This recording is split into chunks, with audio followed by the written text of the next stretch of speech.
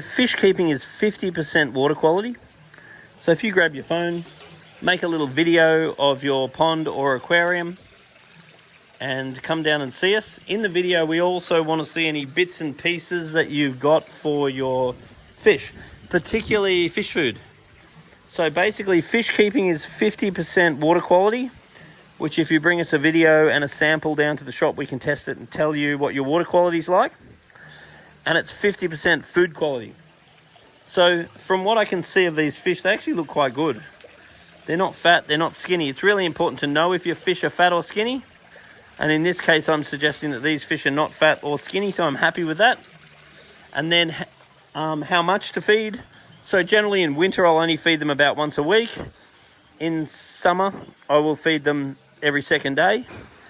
And I will feed them about what they eat in 30 seconds, so there's no food left after 30 seconds. But what I'm really looking at is their belly.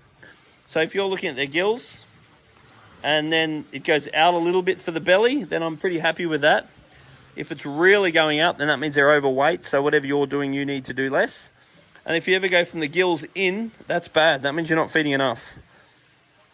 So you need to know what the fish should look like. And once again, if you bring us a video so we can see what's going on in the tank, and we can clearly see the fish, then we can give you advice to make sure that you are feeding them correctly. Because fish keeping is 50% water quality and 50% fish food. So a lot of my day is going from pond to pond or tank to tank. And I'll get there. Quite often the fish look great. Then I'll test the water and it's terrible. Then I'll look at the fish food, and sure enough, there's good quality fish food. So when I say good quality fish food, what I'm looking for is something like either Spectrum's probiotic, and that's got a probiotic bacteria in the food, which means when the fish poo, the bacteria in the poo eats the poo. So it helps keep the pond or tank really clean.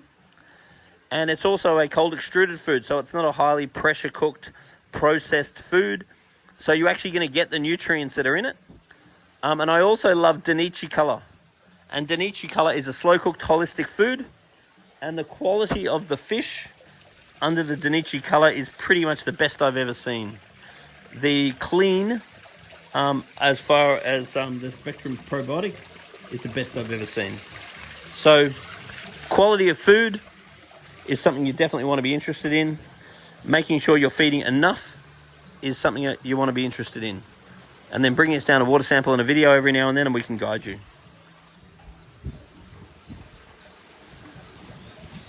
Using the hose to refill the pond, and just to demonstrate kinetic energy. So see the way you can see this water ripping around here. That's being created by the hose at the moment. But that's really what I want to see. I want to see a motion within the water, and then that motion will do a lot to reduce sediment. And once again, that's assuming we've got somewhere for the sediment to go.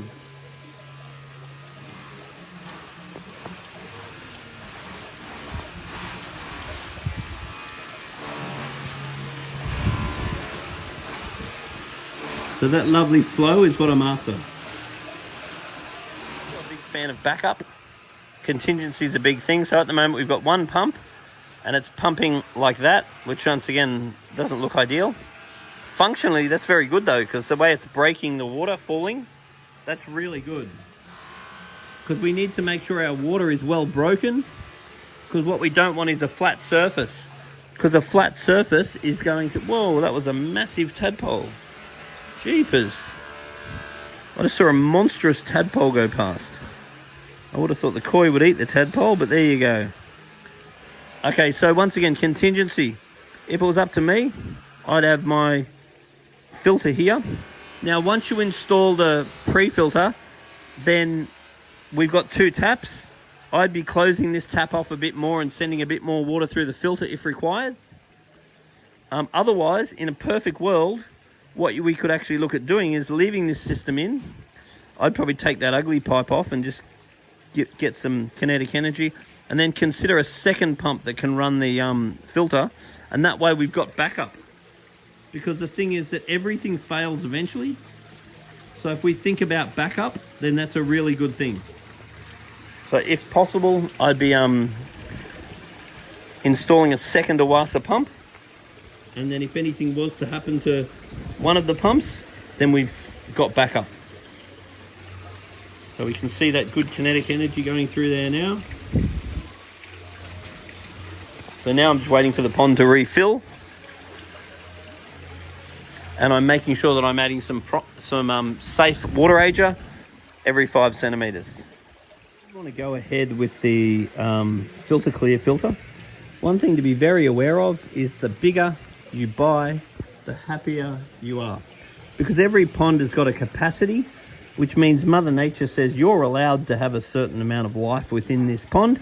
And if you exceed that, then Mother Nature will do a few things. We'll either kill a bunch of the fish off and go back underneath where she says you can have capacity, or she will send a disease and wipe out most of them. So either way, it's not that fun. So basically, the bigger the filter you get, the less often it has to be cleaned, and the more capacity you're going to have in the aquarium. So the things that are going to affect the capacity, number one is the amount of oxygen. Need plenty of surface agitation, plenty of kinetic water flow. Next is the amount of filtration you've got. More filters that can be cleaned more easily is going to increase capacity. Then bring your water sample down every now and then, and the quality of your food is going to be everything. Good quality food increases the capacity of your pond massively.